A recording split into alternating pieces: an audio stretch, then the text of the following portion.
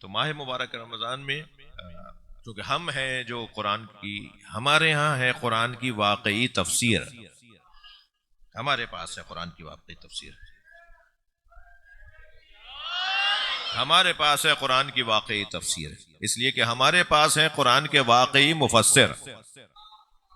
हम जिस दरवाजे से जुड़े हुए हैं कुरान वहां उतरा है, हमारा और दूसरों का कोई मुकायसा ही नहीं है। वो चौथे पांचवें वास्ते से जाके कुरान समझते हैं, हम बगैर वास्ते के कुरान समझते हैं। और वो जो हम जिनसे समझ रहे हैं कुरान, जिन्होंने हमें कुरान समझाया है, वो हैं जिनके कल्ब पर कुरान उतरा है। लिहाजा किसी और से भी ज्यादा, किसी से भी ज्यादा अगर कुरान के बारे में तफसीर समझने का अगर किसी का हक है तो वो उनका है जो अलीउन वलीउल्लाह तक कलमा पढ़ते हैं।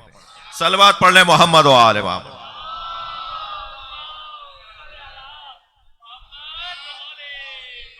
अजीजों, मेरा मजमून क्योंकि शोहदा की अजमत और तजलील के हवाले से अंजुमन हैदरिया के अहबाब ने इस मजलिस से तरहीम का एहतमाम किया है, मैंने यह आयत आपके सामने इसलिए ली कि इस आयत में अदल और क़िस्त की बात हुई है, और ये जो कुछ हुआ है यह अदल के खिलाफ हुआ है। ये जो कुछ हुआ है वो क़िस्त के खिलाफ हुआ है। मैं लफ्जों को और बेहतर करूं कि आयत अदल की इसलिए ली कि ये जो कुछ हुआ है वो जुल्म हुआ है, और जुल्म की जिद है अदल, और अदल की जिद है जुल्म। अगर कहीं माशरे में आपको जुल्म नजर आए तो जितना बड़ा जुल्म हो रहा हो इतनी ही अदल का जलवा दिखाने की जरूरत है, इतने ही अदल के पैगामात पहुंचाने की जरूरत है, ताकि माशरे से जुल्म के खात्मे के असबाब फराहम हो और अदल के निफाज के असबाब पावरजा हो जाए। लिहाजा यहां इस आय करीमा में अदल के साथ अल्लाह ने क़िस्त का लफ्ज भी इस्तेमाल किया है। दोबारा सुना देता हूं, या क्या फर्क है अदल और क़िस्त के अंदर। कुरान समझने के लिए बैठे हैं, कुरान के मफाहिम में से एक मफहूम है मफहूम अदल, कुरानी मफाहिम में से एक मफहूम है मफहूम क़िस्त। आप मुझसे उकता तो नहीं रहे? इरशाद हो रहा, या अय्युहल्लज़ीना आमनू, ऐ साहिबान ईमान, कूनू क़व्वामीन लिल्लाह शुहदा बिल क़िस्त। क़िस्त अहलियत की बुनियाद पर तकसीम को क़िस्त कहा जाता है। जी, अहलियत की बुनियाद पर तकसीम को क़िस्त कहा जाता है। मैं अगर मिसाल दे दूं तो मेरा मोहतरम मजमा और मुझसे जरा मुतमईन हो जाएगा।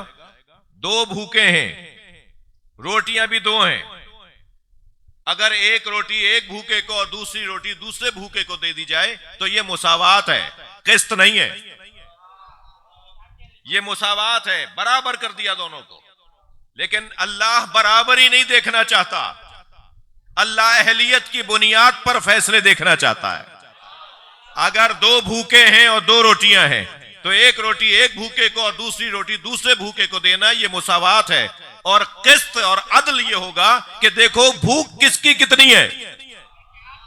मुमकिन है किसी की भूख 1.5 रोटी की हो और किसी की भूख आधी रोटी की हो, तो जिसको जितना चाहिए इतना दे दो, जिसकी जितनी जरूरत है इसके मुताबिक दे दो, इसे क़िस्त कहा जाता है। सलवात पढ़ ले मोहम्मद व आले मोहम्मद।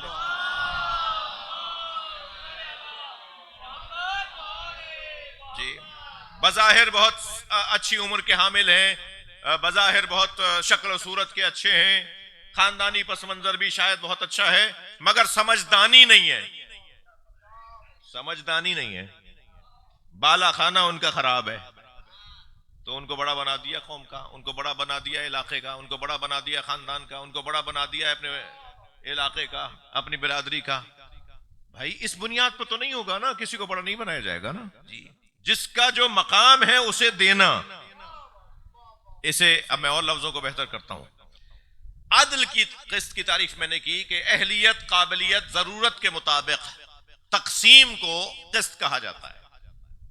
अहलियत की बुनियाद पर तकसीम को क़िस्त कहा जाता है। अब तकसीम वो माल की हो, तकसीम कुर्सी की हो, वो तकसीम किसी भी उन्वान की हो, ओहदे की हो, उस तकसीम को क़िस्त कहा जाता है।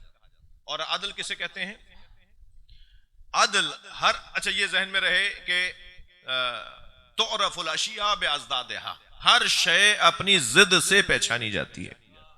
किसी चीज को पहचानना है, रात की मारिफत जब तक नहीं होगी जब तक के दिन के बारे में मालूमात ना हो।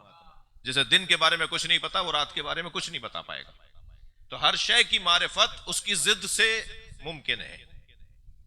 अदल की तारीफ, और अगर समझनी है तो जुल्म की तारीफ को भी समझना होगा। यानी जिद है ना जुल्म अदल के, अदल की जिद जुल्म, जुल्म की जिद अदल। तो अदल की तारीफ है वज़उ शय अला महल्ले ही, हर शय को उसकी अपनी जगह पे रखना, इसे अदल कहा जाता है। और अगर किसी शय को उसकी अपनी जगह पे न रखा जाए तो इसी को जुल्म कहा जाता है। अब कोई शय अगर अपनी जगह पर आ जाए तो वो भी अदल, और अगर कोई फर्द अपनी जगह पर आ जाए तो वो भी अदल। सलवात पढ़े मोहम्मद वाले।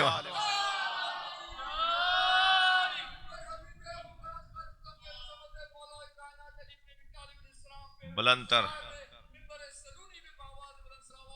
अल्लाहुम्मा सल्ली अला मुहम्मद व आले मुहम्मद। शय को भी उसकी जगह पर बिठाना, शय को भी उसकी जगह पर रखना यह अदल है, किसी फर्द को भी उसकी अपनी जगह पर बिठाना यह अदल है। अगर हर फर्द को उसकी जगह पर बिठा दिया जाए तो यह अदल है।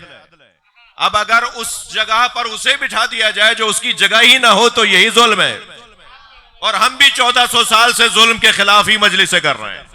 सलावत पढ़े मोहम्मद व आले मोहम्मद।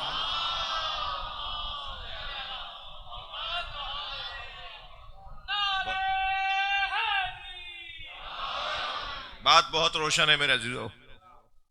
देखिए, माशरा इस वक्त बेचैनी का शिकार है, अदम इत्मीनान की कैफियत है, गैर यकीनी कैफियत हाकिम है हमारे माशरे पर। पाकिस्तान दुनिया का हिस्सा है, पाकिस्तान 157 ममालिक का हिस्सा है। कोई एक मुल्क बताइए कि जहां पर चैन और सुकून नजर आ रहा हो। वो जो दुनिया के अंदर अमन के अलमबरदार हैं, खुद उनका हाल खराब है। जो दुनिया में चाहते हैं कि फला काम ना हो और फला काम ना हो, और इस अंदाज से हो, खुद उनके ममालिक में रैलियां निकल रही हैं, खुद उनके ममालिक में धरने हो रहे हैं, खुद उनके ममालिक में एहतजाज हो रहे हैं, खुद उनके ममालिक में अपनी रियासती पॉलिसियों के खिलाफ बातें हो रही हैं। एक बेचैनी की कैफियत है, मुआशी बेचैनी है, तालीमी बेचैनी है, यानी शक है, शुबह है, अदम इत्मीनान है तालीमी इदारों पर।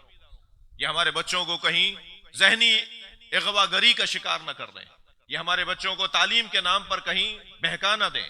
ये एक कैफियत है पूरी दुनिया में, और सिर्फ मैं अर्ज कर रहा हूं कि पूरी दुनिया का यही हाल है।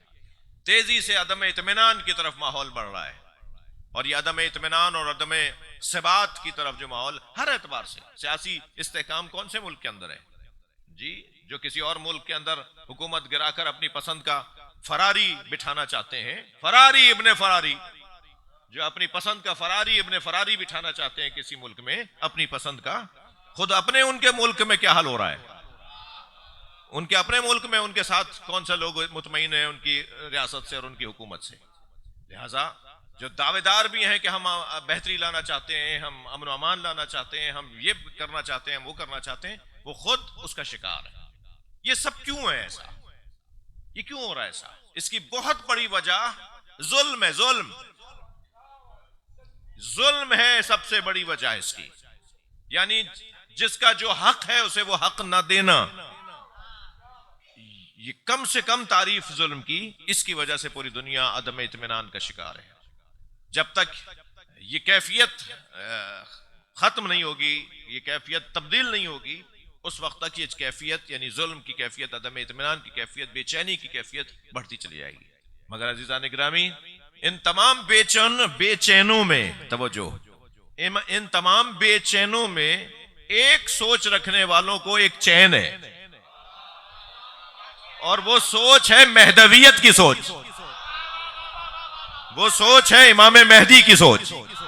इस सोच के रखने वाले इत्मीनान में रहते हैं, बेचैन नहीं रहते।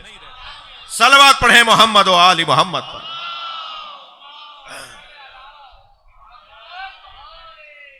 अगर एक अंधेरा और घटाटोप अंधेरा हो और बिल्कुल पूरे हर तरफ अंधेरा ही अंधेरा और तारीकी ही तारीकी हाकिम हो, और दूर से एक चिराग टिमटिमाता हुआ नजर आ रहा हो, तो मुझे बताइए कि जिसे वो चिराग नजर आ रहा है उसका इत्मीनान कितना है? और अंधेरे बयाबान में और अंधेरे और तारीकी से डूबे हुए सहरा में अगर किसी को कोई चिराग भी नजर ना आ रहा हो तो उसकी कैफियत क्या होगी? यही फर्क है इसना अशरियों और गैर इसना अशरियों में। यही फर्क है 12 इमामियों में और गैर 12 इमामियों में। उन्हें एक 12वां चिराग नजर आ रहा है और उस चिराग को देख देख के वो हौसला पा रहे हैं कि कल सुबह आने वाली है, कल सुबह आने वाली है। वस्सुबह इज़ा तनफ़्फ़सा, कसम है उस सुबह की जो सांस लेती है। हम एक सुबह के इंतजार में है, एक सुबह की इंतजार में है कि जो सांस ले रही है और उसका सांस लेना हमें सांस अता कर रहा है, हमें जिंदगी अता कर रहा है।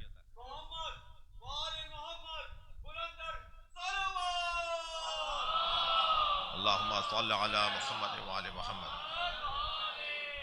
लिहाजा हम मुंतजिर हैं, अदल के मुंतजिर हैं, हम मुंतजिर हैं, किस्त के मुंतजिर हैं।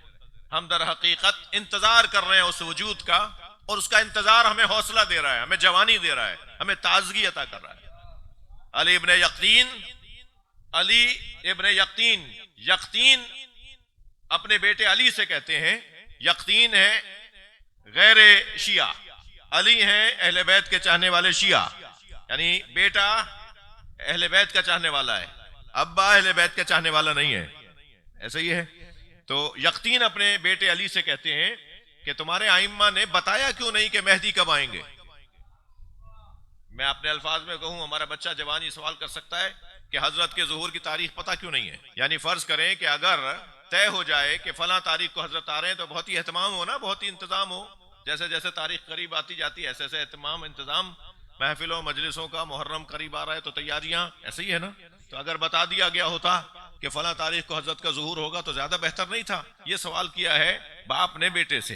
बाप है इस नजरिए से खाली, बेटा है इस नजरिए का हामिल। बेटे से बाप सवाल कर रहा है, तुम्हारे आइम्मा ने, तुम्हारे मौलाओं ने, तुम्हारे मौला ने ये क्यों नहीं बता दिया कि कौन सी तारीख को ज़ुहूर होगा। तवज्जो है हज़रात की। तो अली ने क्या खूबसूरत जवाब दिया है। भाई उनके जवाब से पहले मैं और थोड़ा सा इस सवाल को जरा पुख्ता करूं। फर्ज करें कि ये हो जाता कि भाई 2026 के अंदर हजरत का ज़ुहूर होगा, मसलन 2026 में हजरत का ज़ुहूर होगा, ये ऐलान हो गया होता। अब जवाब सुनिए हजरत अली का जो अपने बाबा यक़तीन को दे रहे हैं। वो कह रहे हैं कि अगर हमारे आइम्मा ने तारीख बता दी होती तो उससे पहले आने वाले लोग इंतजार ही न करते, उनका ईमान ज़ायल हो जाता। अगर 2026 का ऐलान हो जाता, आपके और मेरे दादा परदादा कहां इंतजार करते कि भाई हम पहले ही 100 साल के हो गए, ये 200 साल के बाद, 100 साल के बाद हजरत को आना है, हमारे जमाने के तो है ही नहीं। मगर अली इब्ने यक़तीन ने कहा हर शख्स समझता रहा मेरे जमाने में आने वाले हैं, अपना ईमान भी बचाता रहा, अपना किरदार भी सुधारता रहा। सलवात पढ़े मोहम्मद व आले मोहम्मद।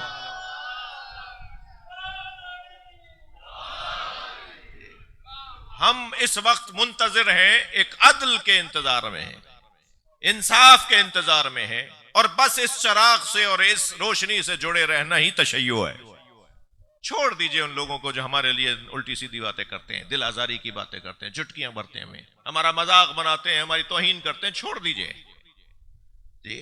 मैं उन पे बात करके क्यों अपने औकात को खराब करूं। मैं तो अपनी बात करूंगा, हमें तो अपनी बात करनी है।